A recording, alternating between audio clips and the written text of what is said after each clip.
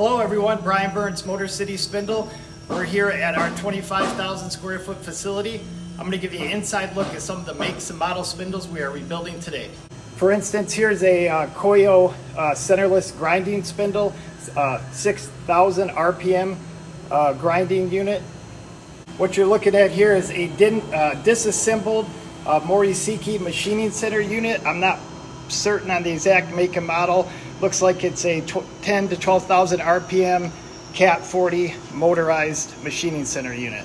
Here we have a motorized Doosan machining center spindle. I believe this is a 12,000 RPM unit. It's a Cat 40. Fortunately, this one has a cracked shaft. But just to give you an idea, a lot of times, even a spindle with a cracked shaft, we can do a laser weld and regrind and save that spindle shaft. Just depends on how deep the cracks are.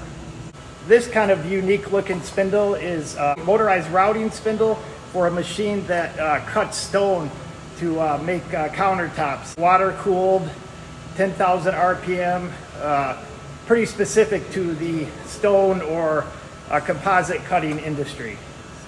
Here we have an Okuma MA 500, 8,000 RPM motorized Cat 50 machining center spindle.